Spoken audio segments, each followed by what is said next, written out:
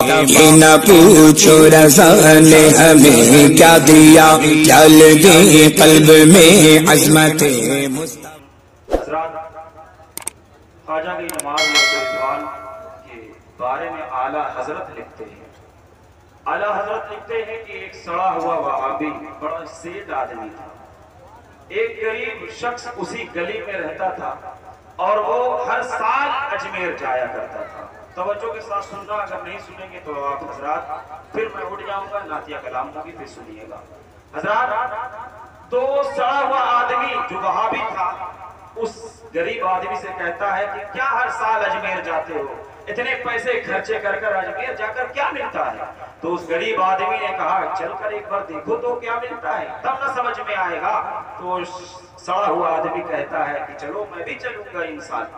तो जब हुजूर ख्वाजा की नमाज का दरबार लगता है, वो सड़ा हुआ आदमी उस गरीब आदमी के साथ जाता है और जाता है तो क्या देखता है, आला हजरत लिखते हैं कि वो क्या देखता है कि एक भिखारी जो ये कह रहा हो कि 5 रुपया लूंगा, 1 घंटे में लूंगा, एक शख्स से लूंगा, ये कहता रहता, वो सड़ा हुआ वहाबी देखता है और कहता है कि क्या ये मांग रहा है, क्या ये मांग रहा है? 40 मिनट हो गया तो तब वो सड़ा हुआ वहाबी उस शख्स को बुलाता है कि अरे भिखारी दरा, क्या मांग रहा है? 5 रुपया, 5 रुपया। ये ख्वाजा गए, ख्वाजा क्या देंगे जो कब्र में लेटे हैं, ये 5 रुपया ले, मुझसे ले। तो वो भिखारी कहता है, आला हजरत लिखते हैं कि वो भिखारी कहता है कि मेरे ख्वाजा तू कैसा आता है, अपनों से भी दिला देता है, गैरों से भी दिला देता है, देता है। तभी तो शायर कहता है कि हिंद ख्वाजा वो हिंद दरबार है आला तेरा, ख्वाजा वो हिंद है दरबार है आला तेरा, कभी महरूम नहीं मांगने वाला तेरा। और अजमेर वही जाते हैं, इरादे रोज बनते हैं मगर फिर टूट जाते हैं। अजमेर वही जाते हैं जिन्हें ख्वाजा बुलाते हैं, अजमेर वही जाते हैं जिन्हें ख्वाजा बुलाते हैं। मैं अपनी गुफ्तगू इस हदीस शरीफ से शुरू करूं। मिशकात शरीफ है, जिल्द अव्वल है, सफा नंबर 202 है, लंबी हदीस है, बाबू तस्बीह है, सदर नंबर 9, 10, 11, लंबी हदीस है। आखिरी टुकड़ा पढ़ता हूँ, इन्नल जन्नत क़याना व इन्ना वरदहा सुब्हानल्लाह अल्हम्दुलिल्लाह ला इलाहा इल्लल्लाह।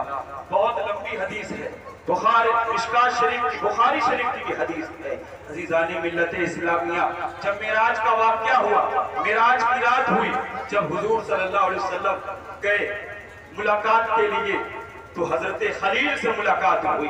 हजरत खलील से जब मुलाकात हुई तो एक नबी से और एक नबी की मुलाकात बता रही है कि हर नबी कब्र में जिंदा है, बोल दो सुभान अल्लाह। तभी तो आला हजरत फरमाते हैं तू जिंदा है वल्लाह, तू जिंदा है वल्लाह, मेरे चश्मे आलम से छुप जाने वाले, मेरे चश्मे आलम से छुप जाने वाले। हजरत खलील कहते हैं, अर्ज करते हैं या रसूल अल्लाह सल्लल्लाहु अलैहि वसल्लम, अपने गुलामों की तरफ जब रुजू करिएगा, जब जाइएगा अपने गुलामों में तो उनसे कहिएगा कि उनकी जन्नतें बनकर तैयार है, बोल दे सुभान अल्लाह। आपकी जन्नत बनकर तैयार है। अगर आप सुभान अल्लाह नहीं बोलेंगे तो आप कब बोलेंगे? बोलिए सुभान अल्लाह। आपकी जन्नतें बनकर तैयार है। हजरत खलील अर्ज करते हैं या रसूल अल्लाह, गुलामों की जन्नतें बनकर तैयार है, मगर या रसूल अल्लाह जन्नत तो कमरा, एक कमरा है मगर वो कयान है।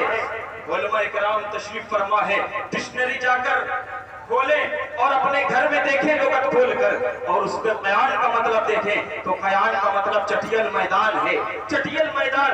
हजरत खलील अर्ज करते या रसूल अल्लाह, जो आपके गुलामों को कमरा मिलने वाला है, उनको महल मिलने वाला है, वो कयान है, चटियल मैदान है, एकदम सूना है, रेगिस्तान की तरह है।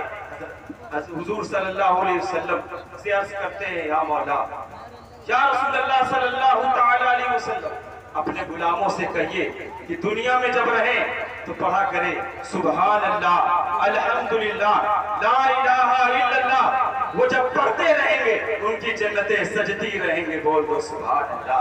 हज़रात, एक कमरा कितना बड़ा है दुनिया में, एक कमरे में, एक घर में सब रहते हैं, माँ बाप बहन सब रहते हैं उसमें, मगर हुजूर सल्लल्लाहु अलैहि वसल्लम फरमाते हैं कि वो एक कमरा कितना बड़ा है, जितना जन्नती देखेगा उसका रूम, एक रूम उसका इतना बड़ा होगा, इतना बड़ा रूम है। तो आप अपने जन्नत को सजाने के लिए आप दुनिया में पढ़ा करें, हयात में पढ़ा करें सुभान अल्लाह, अल्हम्दुलिल्लाह, ला इलाहा इल्लल्लाह।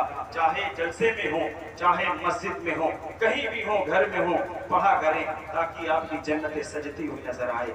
हज़रात, ये जलसा जो है आप जो देख रहे हैं, ये सैयद दीनार शाह रहमा के ताल्लुक से रखा गया है और उसी में जिसने दस्तारबंदी की थी। आप हज़रात मुलाज़ा किए, हज़रात औलिया इकराम के बारे में हुजूर फरमाते हैं और अंबिया इकराम का जिक्र भी हुजूर फरमाते हैं, ज़िक्रुल अंबिया मिनल इबादत व ज़िक्रुस सालिहीन कफ़ारा। अंबिया का जिक्र करना ये गुनाहों का, अंबिया का जिक्र करना ये इबादत है और सालिहीन का जिक्र करना ये गुनाहों का कफ़ारा है।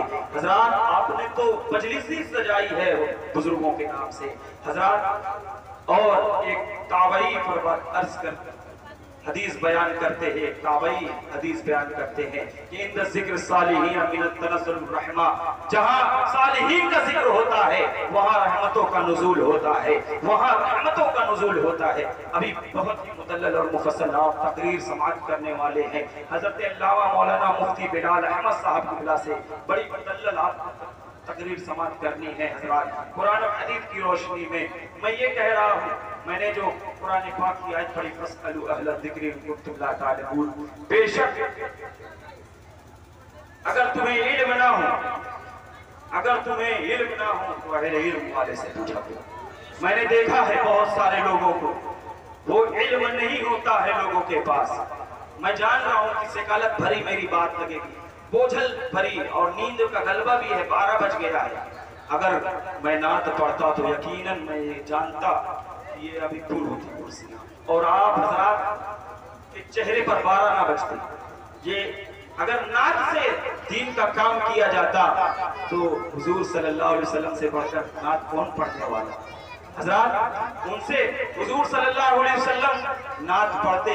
नात तो हुजूर की तारीफ में कहा जाता है, मगर वो खुद कोई तारीफ करे तो हुजूर अगर वो तनाख्वां होते, अल्लाह के बारगाह में तनाख्वां होते और हजरत हसन रज़ी अल्लाह तआला की सुन्नत अदा होती और नात से दीन की तबलीग होती तो बहुत सारे जो मुफ्ती इकराम तशरीफ फरमा है वो भी नात पढ़कर दीन की तबलीग करते हैं। नहीं मुसलमानों, दीन की तबलीग ऐसे नहीं होती बल्कि उलमा इकराम की बातों से होती है।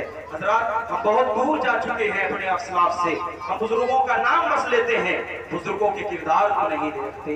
बुजुर्गों के किरदार को अगर देखें तो यकीनन हमारी जिंदगी संवरती हुई नजर आएगी। हम कहाँ जा रहे हैं मुसलमानों, हम बहुत पीछे जा चुके हैं। बुजुर्गों का ये अमल नहीं रहा है कि सिर्फ हम नाम के मुसलमान रहें, नहीं मुसलमानों काम के मुसलमान बने ताकि आने वाली नस्लें आप पर रश करती हुई नजर आए। हजरात, हुजूर सल्लल्लाहु अलैहि वसल्लम ने फरमाया तलबुल इल्मी फरीदतुन अला कुल्ली मुस्लिमिन व मुस्लिमतुन, इल्म हासिल करना हर मर्द औरत का फर्ज है। हम में से कौन ऐसा शख्स है जो ये जानता हो कि वज़ू में कितने फराइज है, नमाज में कितने फराइज है, नमाज में कितने शराइत है, वाजिबात है, कोई नहीं जानता मुसलमानों। बस नमाज, हम 65 साल के हो गए, 70 साल के हो गए, माथा घिस घिस कर आज काले हो गए मुसलमानों, मगर नमाज पढ़ने का ढंग नहीं आया। अज़ीज़ाने मिल्लत इस्लामिया, कहाँ जा रहे हो? अगर तुम्हें इल्म नहीं है तो अहले इल्म वाले से पूछा करो, मगर हम कहाँ पूछते हैं। हम खुद सोचते हैं कि हमारी नमाज तो अल्लाह कबूल कर रहा होगा। नहीं मुसलमानों, अगर वाजिबात छूट गई तो नमाज नहीं, फराइज छूट गए, शराइत छूट गए, नमाज नहीं, गुस्ल के फराइज नहीं मालूम। इन जवानों भाइयों को गुस्ल के फराइज नहीं मालूम। हमें चाहिए कि गुस्ल के फराइज इन उलमा इकराम से सीखें और गुस्ल का तरीका सीख लें ताकि पाकी हासिल करने का सलीका आ जाए। जब पाक नहीं होंगे तो वजू नहीं होगा, वजू नहीं होगा तो नमाज कैसी नमाज, आप चाहे रात भर पढ़ते रहे नमाज, आप आपके मुंह पे मार दी जाएगी। हजरात कहाँ भटक रहे हैं? हुजूर सल्लल्लाहु अलैहि वसल्लम फरमाते हैं उतलुबुल इल्म मिनल लहदी इलल लहद, उतलुबुल इल्मा मिनल लहदी इलल लहद, यानी इल्म का हासिल करना माँ की गोद से लेके कब्र की आखिरी कोठरी तक। अजीज़ानी मिल, हम कहाँ भटक रहे हैं? हमें कहाँ इल्म से, हमें इल्म ने कहा। आज देखा जाए तो मदरसे खुल चुके हैं, हम मदरसे से दूर हैं। अगर किसी से कह दिया जाए कि जाओ अपना दाखिला इन मदरसों में करा लो, तो कहे गए आलिम साहब पगला गए हैं। हमारी उम्र 65 साल हो गई है, 35 साल हो गई है, हम मदरसे में जाएंगे पढ़ने, वो यही कहते हुए नजर आएंगे। मगर इल्म का क्या मर्तबा है? आओ हुजूर से पूछते हैं। सहाबाए किराम का मजमा मौजूद है।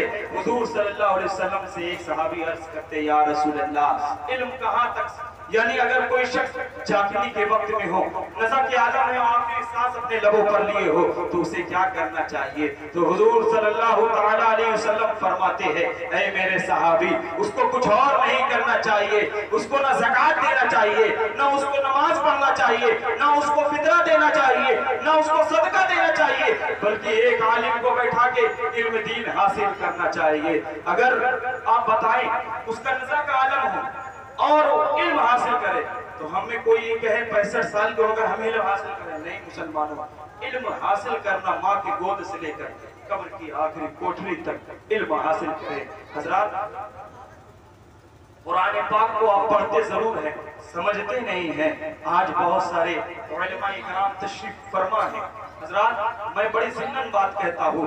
हजरात, कुरान पाक को एक इंग्लिश यानी जेंटलमैन ने जब कुरान पाक को पढ़ा, उसका मुताला किया, तमाम किताबों का जब मुताला उसने किया, जब कुरान पाक का मुताला किया तो उसने कहा the Islam is the best compliment of world but the Muslim is a very deadly, यानी दुनिया का सबसे बेहतरीन मजहब, दुनिया का सबसे बेहतरीन मजहब इस्लाम है।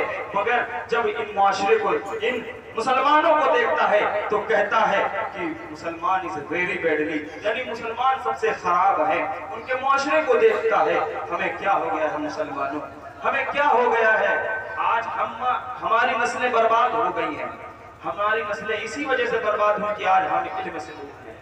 उलमा किराम की सोहबत में बैठे और इल्म हासिल करें। मैं ये नहीं कहता कि मुझे दोबारा बुलाया जाए, मगर मैं कुछ जरूर देकर जाऊंगा ताकि आपकी आने वाली नस्लें रश करे आप पर। हजरात, आपको वजू का तरीका नहीं मालूम है, गुस्ल का तरीका नहीं मालूम है।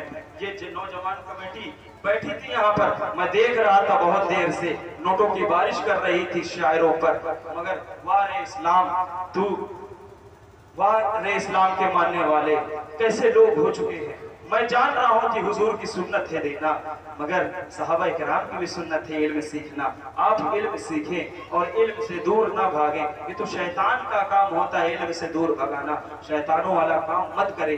बल्कि अगर आपको जलसा ही करना है तो कुछ उलमा किराम को बैठकर इल्म की बातें सीखें। इससे क्या होगा? सिर्फ आप ही नहीं बल्कि आपके आने वाली नस्लें सुधरेंगी, क्योंकि आप अगर सुधरेंगे तो आपके बच्चे आपको देखकर फॉलो करेंगे आपको। अगर आप नहीं सुधरे तो आने वाले जो नस्लें हैं वही जुआरी, वही शराबी, वही नाच गाने बाजे आपके सामने उतरते हुए नजर आएंगे। तो आप कहेंगे ये उलमा किराम हमें क्या सिखा कर गए? ये उलमा किराम आपको कुछ और नहीं सिखा के गए, बल्कि आपको समझा कर गए थे। आप उन पर रश्क करते हुए नजर आएंगे और अपना आप अगर इल्म सीखेंगे तो यकीनन आप दुआ ही देंगे।